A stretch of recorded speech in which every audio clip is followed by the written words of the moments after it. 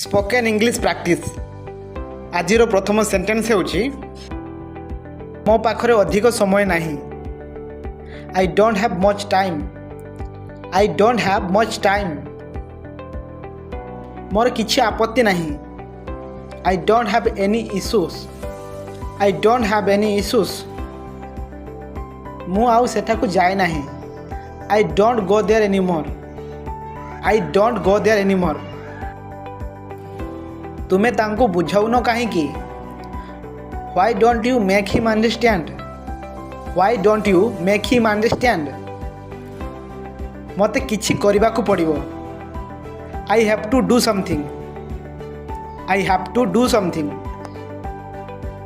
तुम्हें कौन पसंद करो? What do you like? What do you like? किछि भी हेबो नहीं। Nothing will happen. Nothing will happen.